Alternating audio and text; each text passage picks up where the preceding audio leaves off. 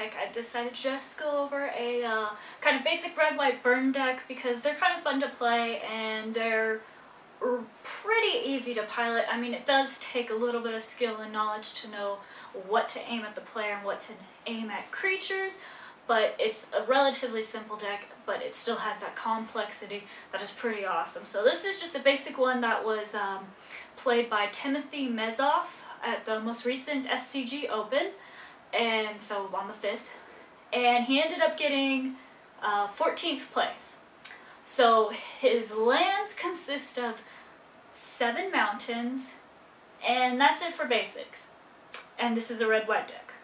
Yes, so he has a lot of non-basic land. He includes 1 Boros Guildgate, 1 Mana Confluence, 3 Mutavaults, which are awesome, 4 Sacred Foundries, 2 Temple of Malices, and 4 Temple of Triumphs. Yes, the Temple of Malices are there for a reason, and he does splash a little black in his sideboard, so it makes the perfect addition, and it doesn't... Oh, the scrying with those guys is awesome and fantastic. So, he has 22 lands total. His creature set consists of 2 creatures. That's it. Just 2 well, total of 8 creatures, 2 types creatures. He has 4 copies of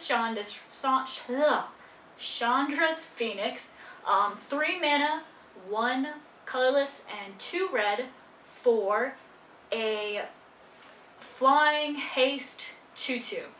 It also has the awesome ability where if whenever an opponent is dealt damage by a red instant or sorcery spell or by a red planeswalker you control, you get to take the Phoenix out of the graveyard and back into your hand. This thing is awesome because basically the rest of the stuff you have are red instants and sorcery spells, so you're going to be putting that thing back in your hand, and it has haste, so you're going to usually get at least 2 points of damage out of it, if nothing else. It is pretty freaking awesome.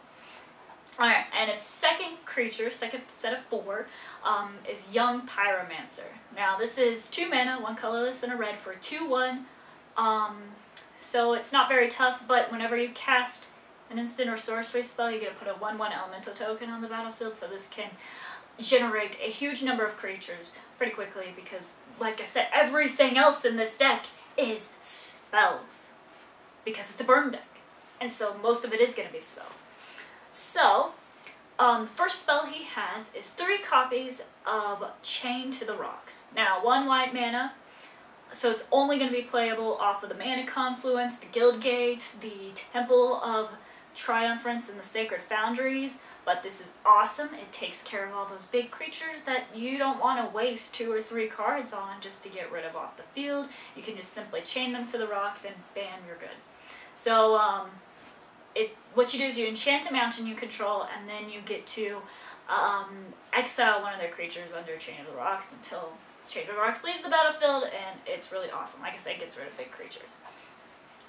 He also has 4 copies of my favorite card, Boros Charm. Yes, if you haven't seen how much I love this card, go check out the card of the week for this week because this card's awesome. 2 mana to either deal 4 damage, make all your cards indestructible, or give one of your creatures double strike. Yes, it's awesome. And 4 of those. He also has 4 copies of Lightning Strike, simple 2 mana, 3 damage to either a player or a creature, so that can be used for both. He has 4 copies of Magma Jet, 2 mana to deal 2 damage to a targeted creature, and you get a scry 2, and this can really, really help because in a burn deck you need to go and get that damage out fast and just destroy your opponent as quick as possible, and you kind of sometimes need that deck manipulation a little bit to do that, and this card is awesome. You can do it at the end of your turn during, I believe, your upkeep, or at the end of your opponent's turn, do the scry, and then you get to draw those cards that you want to draw. It's pretty awesome. He also has 3 copies of Searing Blood.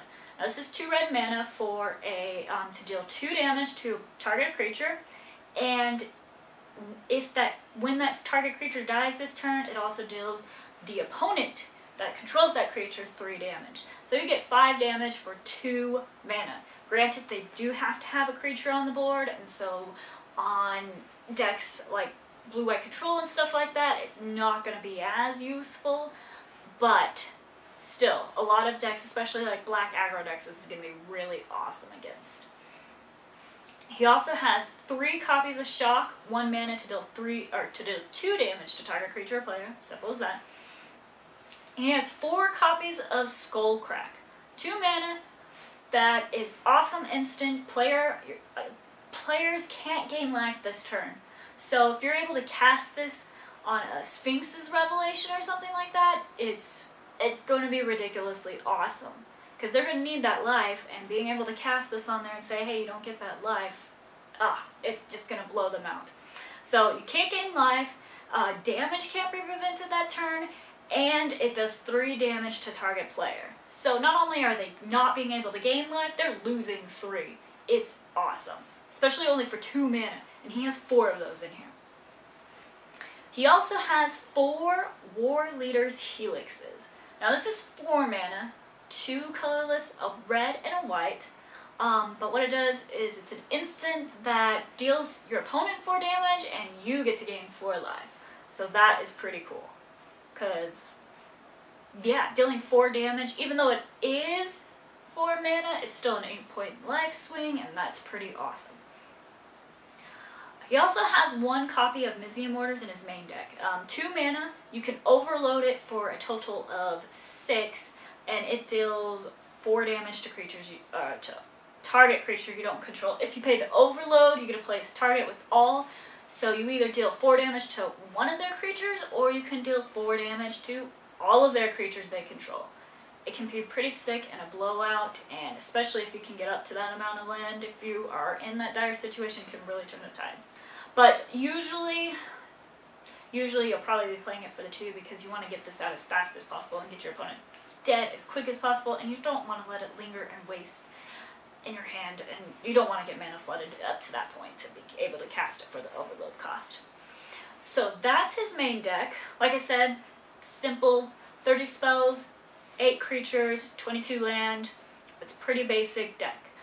For sideboard, he includes 2 copies of Spark Trooper. This is a pretty big 6/1, 4 mana, 1 colorless, 2 red, and a white for a trample, lifelink, haste, 6/1 creature. You have to sacrifice at the beginning of your turn, but he's got trample, lifelink, and haste, and it's going to be awful for them.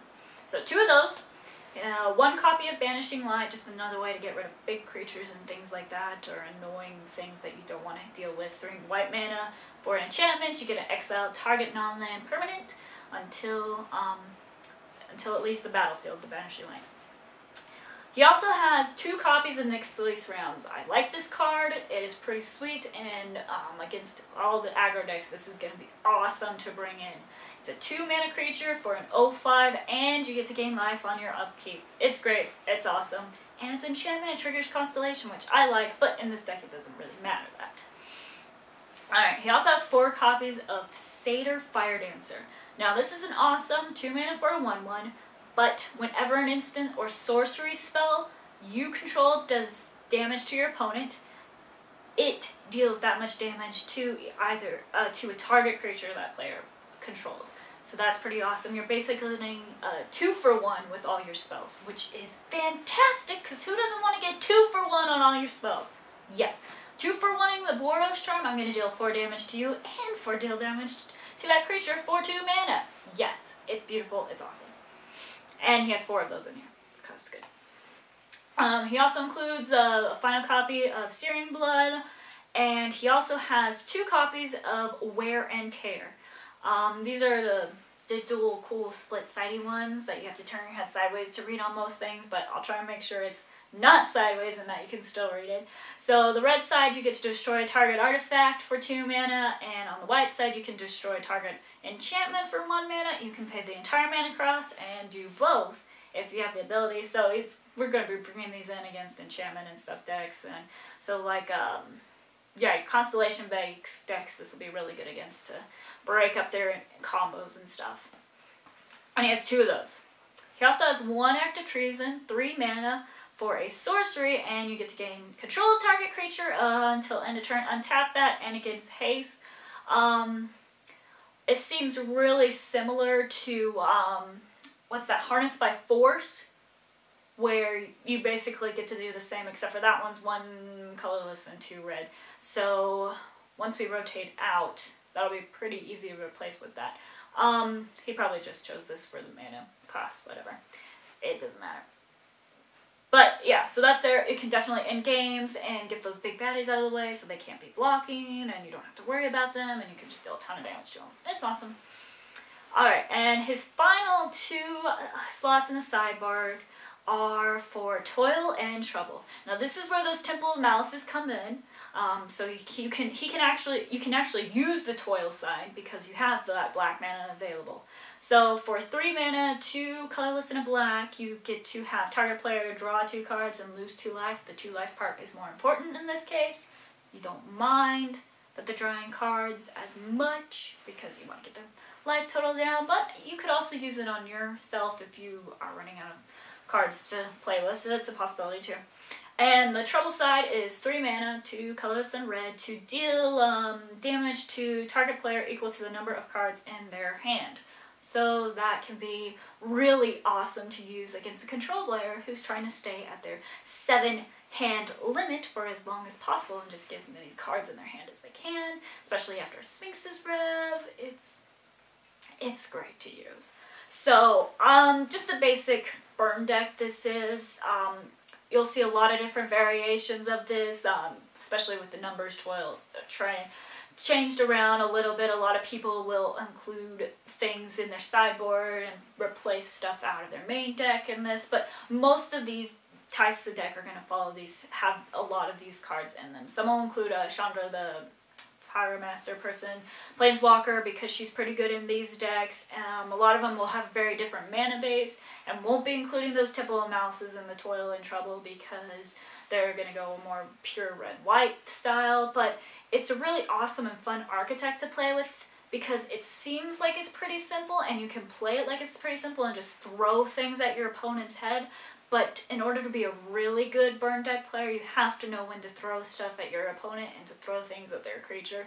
And I like that it's a complex deck enough that I have to be challenged and learn how to play it, and something I'm looking forward to once I get this built and play it. So let me know what you think of this deck in the comments below, like this video, and subscribe for more.